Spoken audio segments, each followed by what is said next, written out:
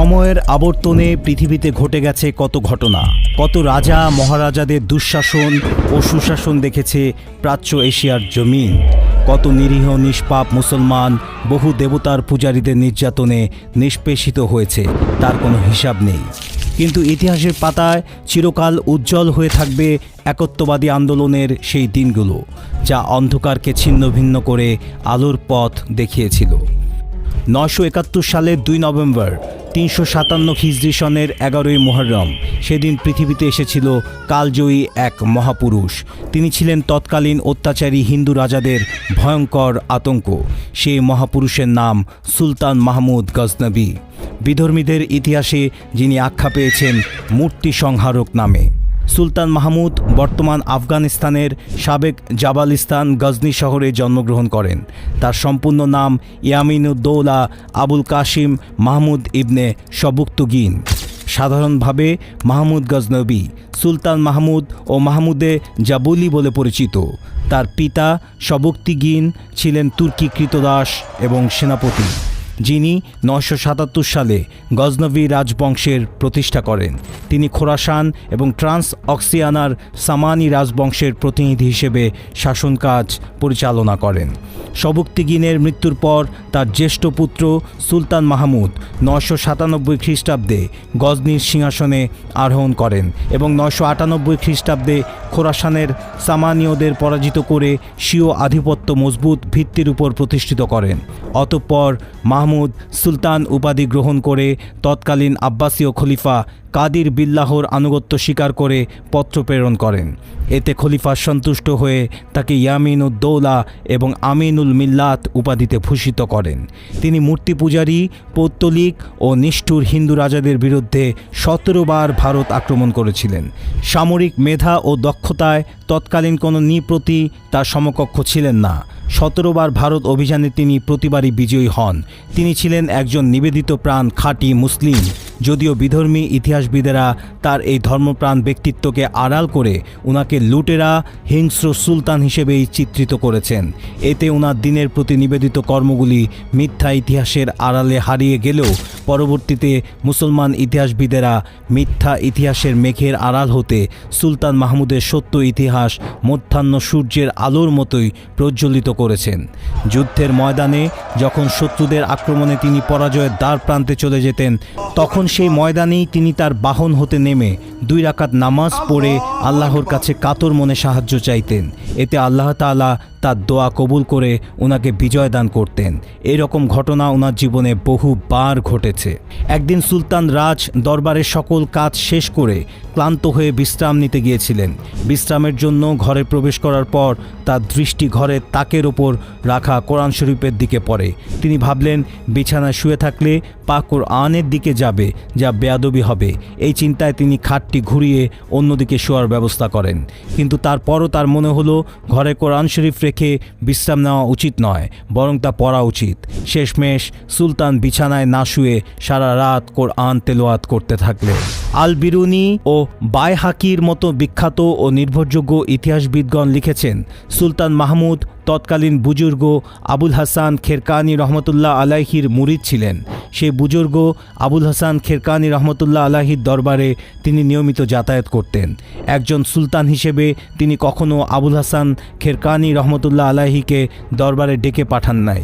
সেখানে তিনি আত্মপরিচয় গোপন করে নিজেকে সুলতানের দূত হিসেবে পরিচয় দিতেন। তাই আবুল হাসান খেরকানি রহমতুল্লাহ আলাইহি মজলিসে সুলতানের উপস্থিতি বলতেন, আমার একথা ভাবলে ভালো লাগে যে গজনি সুলতানের দূত সুলতান নিজেই হন। সুলতান মাহমুদ তার কালে বিশ্বের শ্রেষ্ঠতম বিজেতা, বিশাল রাজ্য সংগঠক, দক্ষ যুদ্ধ পরিচালক, বিচক্ষণ সমন্বয়ক এবং অমিত বিক্রম যোদ্ধা হিসেবে খ্যাত হয়ে আছেন। তিনি 1000 খ্রিস্টাব্দ থেকে 1027 খ্রিস্টাব্দ পর্যন্ত ভারতে 17 বার অভিযান চালান। এইসব অভিযানের একটিতেও তিনি পরাজিত হননি। সিংহাসন লাভের প্রথম 3 বছর পর্যন্ত তিনি আক্রমণকারী ও চুক্তির শর্ত ভঙ্গকারী রাজা জয়পালের বিরুদ্ধে কোনো পদক্ষেপ নেননি।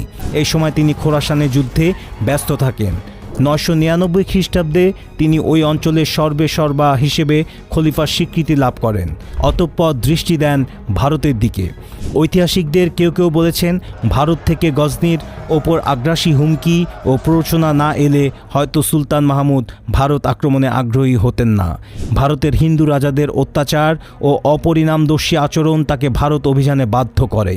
সেই সময়ের মধ্যযুগীয় নীতি অনুসারে সুলতান মাহমুদ চাইলেই পরাজিত সকল দেশীয় হিন্দু রাজাকে হত্যা করতে পারতেন, কিন্তু তিনি ওনার সাথে যুদ্ধে পরাজিত একজন দেশীয় হিন্দু রাজাকেও হত্যা করেননি। ভারতের মুসলিম শাসকরা অমুসলিমদের প্রতি যে মহানুভবতা দেখিয়েছে তার জলজান্ত ইতিহাস তার সাক্ষী। সুলতান মাহমুদের 17 যুদ্ধের সংক্ষিপ্ত বিবরণ। 1. সীমান্ত দুর্গ দখল। ভারতবর্ষে সুলতান মাহমুদ সর্বপ্রথম 1000 খ্রিস্টাব্দে এক সামরিক অভিযানের মাধ্যমে লামদানা ও পেশোয়ারের মধ্যবর্তী অঞ্চলে অবস্থিত সীমান্ত দুর্গগুলো অধিকার করেন। 2. জয়পালের বিরুদ্ধে অভিযান। 1001 খ্রিস্টাব্দে সুলতান মাহমুদ পিতৃশত্রু জয়পালের মোকাবেলা করেন। সবুক্তগিনের কাছে দুবার পরাজিত হয়েও জয়পাল মুসলিম আক্রমণের বিরোধিতা ও তাদের সাথে সম্পাদিত সন্ধি চুক্তি ভঙ্গ করে বিশ্বাসঘাতকতা করেন। 3. ভিরার রাজার বিরুদ্ধে অভিযান। 1004 থেকে 5 খ্রিস্টাব্দে ভিরার রাজা বিজয় রায়ের বিরুদ্ধে মাহমুদ এক সামরিক অভিযান করেন।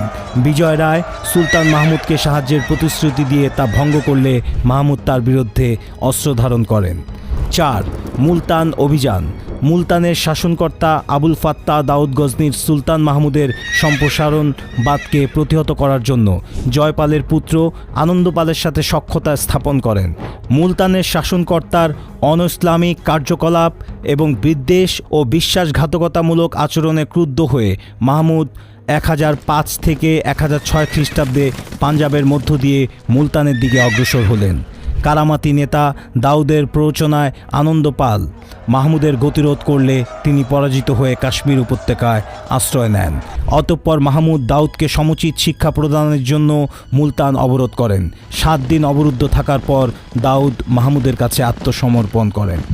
মুসলমানদের বীরত্ব এবং ঐতিহ্যের অজানা ইতিহাস জানতে সিটিভি বাংলা চ্যানেলটি সাবস্ক্রাইব করে আমাদের অনুপ্রাণিত করবেন। সেই সাথে কমেন্ট বক্সে আপনার মূল্যবান মতামত জানাবেন। 5. সুখপালের বিরুদ্ধে অভিযান। সুলতান মাহমুদ ও মঙ্গল নেতা ইলাক খানের মধ্যে তুমুল যুদ্ধ চলার সুযোগে সুখপাল 1007 খ্রিস্টাব্দে ইসলাম ধর্ম ত্যাগ করে পুনরায় হিন্দু ধর্ম গ্রহণ করেন এবং বিদ্রোহ ঘোষণা করেন। বলখের যুদ্ধের সমাপ্তির পর মাহমুদ সুখপালকে শায়েস্তা করার জন্য অভিযান পরিচালনা করেন, কিন্তু সীমান্তে পৌঁছে সংবাদ পেলেন যে তার আমরিগণ সুখপালকে পরাজিত ও বন্দী করেছে। সুখপালকে 4 লাখ দিরহাম জরিমানা এবং যাবজ্জীবন কারাদণ্ড দেওয়া হয়। 6. আনন্দপালের বিরুদ্ধে অভিযান। কারামাতি নেতা দাউদকে সহায়তার জন্য 1008 থেকে 9 খ্রিস্টাব্দে সুলতান মাহমুদ একটি শক্তিশালী বাহিনী নিয়ে আনন্দপালের বিরুদ্ধে অগ্রসর হন। সমূহ বিপদের আশঙ্কায় আনন্দপাল পার্শ্ববর্তী হিন্দু রাজন্যবর্গের কাছে সাহায্যের আবেদন জানান। তার আহ্বানে সাড়া দিয়ে উজ্জয়িনী, কনৌজ, কালিঞ্জর, দিল্লি এবং আজমিরের হিন্দু রাজন্যবর্গের সম্মিলিত বাহিনী মাহমুদের গতিরোধের জন্য পাঞ্জাবের দিকে অগ্রসর হয়। সুলতান মাহমুদের নেতৃত্বাধীন মুসলিম বাহিনী পেশোয়ার ও ওয়াহিন্দের মধ্যবর্তী অঞ্চলে হিন্দুদের নির্মমভাবে পরাজিত ও বিধ্বস্ত করেন। 7. প্রতিরোধমূলক অভিযান। 1009 থেকে 1010 খ্রিস্টাব্দে সুলতান মাহমুদ ভারতবর্ষে 7ম অভিযান পরিচালনা করেন। তবে তার এ অভিযানের উদ্দেশ্য দেশ জয় ছিল না, বরং পরাজিত হিন্দু রাজাদের বশ্যতা স্বীকারে বাধ্য করা এ অভিযানের লক্ষ্য ছিল। 8. দাউদের পরাজয়। 1010 খ্রিস্টাব্দে দুর্ধর্ষ ঘোর উপজাতিদের বিদ্রোহ নির্মূল করে সুলতান মাহমুদ মুলতানের শাসনকর্তা বিশ্বাসঘাতক দাউদের বিরুদ্ধে পুনরায় অভিযান পরিচালনা করেন। কারামাতি নেতা দাউদ যুদ্ধে পরাজিত হলে তাকে ঘোরের দুর্গে বন্দী করা হয়। 9. ত্রিলোচন পালের বিরুদ্ধে অভিযান। সুলতান মাহমুদের কাছে পরাজিত হয়ে বশ্যতা স্বীকার করলেও আনন্দপাল লবণগিরি অঞ্চলে পুনরায় শক্তি সঞ্চয় করতে থাকে। তার মৃত্যুর পর তদীয় পুত্র ত্রিলোচন পাল নন্দনায় রাজধানী স্থানান্তর করে সৈন্যবাহিনীকে সুসংঘবদ্ধ করেন। 1014 খ্রিস্টাব্দে সুলতান মাহমুদ ত্রিলোচন পালের বিরুদ্ধে অগ্রসর হলে ত্রিলোচন পাল কাশ্মীরে পলায়ন করেন। কাশ্মীরে গমন করে মাহমুদ ত্রিলোচন পাল ও তার আশ্রয়দাতা রাজা তুঙ্গরকে শোচনীয়ভাবে পরাজিত করেন। 10. থানেশ্বর বিজয়। সুলতান মাহমুদের সামরিক অভিযানের চমকপ্রদ ঘটনা ছিল থানেশ্বর বিজয়। 1014 খ্রিস্টাব্দে হিন্দু ধর্মের এ পবিত্র কেন্দ্রে মাহমুদ অভিযান করলে স্থানীয় হিন্দু রাজা বশ্যতা স্বীকার করেন এবং থানেশ্বর দুর্গ থেকে মাহমুদ প্রচুর ধনরত্ন লাভ করেন। 11 কাশ্মীর অভিযান। 1015 থেকে 1016 খ্রিস্টাব্দে মাহমুদ দ্বিতীয়বারের মতো কাশ্মীরে অভিযান করলেও প্রাকৃতিক দুর্যোগ, প্রতিকূল পারিপার্শ্বিক অবস্থা ও লোহকোট দুর্গের দুর্ভেদ্যতা এ অভিযান ব্যর্থ করে দেয়। 12 কৌনজ অভিযান। 1018 খ্রিস্টাব্দে সুলতান মাহমুদ তার বিশাল বাহিনী নিয়ে কৌনজের দিকে অগ্রসর হন। হর্ষবর্ধনের রাজধানী কৌনজ সুসমৃদ্ধ ছিল এবং এর নিরাপত্তার জন্য 7টি দুর্ভেদ্য দুর্গ ছিল। সুলতানের আগমনে ভীত সন্ত্রস্ত প্রতিহার রাজা রাজ্যপাল বিনা শর্তে আনুগত্য স্বীকার করেন। 13 চান্দেলা রাজার বিরুদ্ধে অভিযান। কৌনজের রাজা রাজ্যপাল সুলতান মাহমুদের আনুগত্য স্বীকার করলে অন্যান্য পরাক্রমশালী রাজপুত অধিপতিগণ অপমান বোধ করেন। কালিঞ্জরের চান্দেলা রাজা গোন্তা গোয়ালিয়রের রাজপুত রাজার সাথে জোটবদ্ধ হয়ে রাজ্যপালের বিরুদ্ধে অভিযান করেন এবং তাকে যুদ্ধক্ষেত্রে পরাজিত ও হত্যা করেন। নৈতিক দিক থেকে চিন্তা করে সুলতান মাহমুদ তার মিত্র হিন্দু রাজা রাজ্যপালের হত্যার প্রতিশোধ কল্পে 1019 খ্রিস্টাব্দে চান্দেলা রাজার বিরুদ্ধে সমরাভিযান করেন। চান্দেলা রাজা গোন্তা সুলতান মাহমুদের বাহিনীর প্রতিরোধ করতে ব্যর্থ হয়ে রণক্ষেত্র থেকে পলায়ন করেন। সুলতান বিজয়ের বেশে চান্দেলার রাজধানীতে প্রবেশ করেন। 14 গোয়ালিয়র অভিযান। চান্দেলা রাজার সাথে গোয়ালিয়র রাজার ষড়যন্ত্রের ফলে রাজ্যপালের হত্যার প্রতিশোধকল্পে কেবল চান্দেলা রাজাকে সমুচিত শিক্ষা দিয়ে সুলতান মাহমুদ ক্ষান্ত ছিলেন না। 1021 থেকে 1022 খ্রিস্টাব্দে তিনি গজনি থেকে ভারতবর্ষের উদ্দেশ্যে 14তম বারের মতো অভিযান করেন। পাঞ্জাবে একটি সুপরিকল্পিত প্রশাসনিক কাঠামো প্রতিষ্ঠার লক্ষ্যে সুলতান এ অভিযানে অসংখ্য সুতার, রাজমিস্ত্রি ও কামার সাথে নিয়ে যান। সীমান্ত অঞ্চলে সোয়াত, বাজাউর এবং কাফিরিস্তানের বিদ্রোহী উপজাতিদের বিদ্রোহ নির্মূল করে তিনি গোয়ালিয়রের দিকে ধাবিত হন। গোয়ালিয়রের হিন্দু রাজা সুলতানের বশ্যতা স্বীকার করলে তিনি গজনিতে ফিরে যান। 15 কালিঞ্জর বিজয়। সুলতান মাহমুদ 1022 থেকে 1023 খ্রিস্টাব্দে 15তম বারের মতো ভারতবর্ষে অভিযান পরিচালনা করেন। গোয়ালিয়র অধিকৃত হলে তিনি একটি শক্তিশালী বাহিনী নিয়ে কালিঞ্জরের হিন্দু রাজা নন্দার বিরুদ্ধে অগ্রসর হন। নন্দা প্রচুর উপঢৌকন প্রদান করে সুলতানের আনুগত্য স্বীকার করেন। 16 সোমনাথ বিজয়। সুলতান মাহমুদের ভারতবর্ষ অভিযানসমূহের মধ্যে সবচেয়ে রোমাঞ্চকর ও গুরুত্বপূর্ণ ছিল সোমনাথ বিজয়।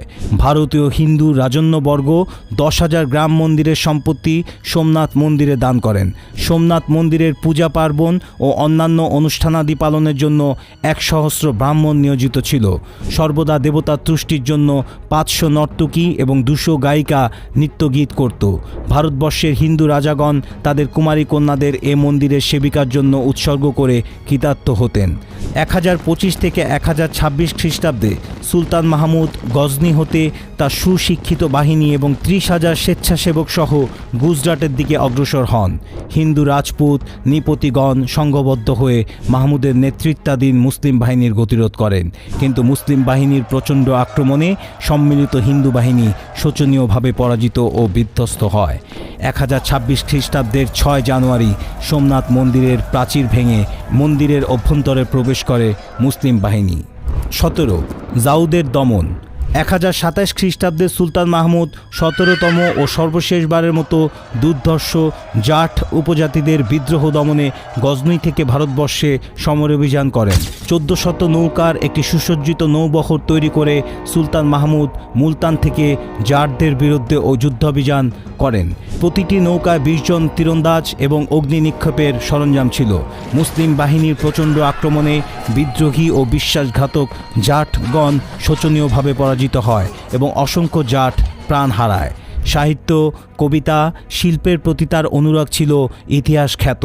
মহাকবি ফেরদৌসী এবং মহাপণ্ডিত আল বিরুনির মতো বিদগ্ধ ব্যক্তিরা তার নৈকট্য ও সহযোগিতা লাভ করেন।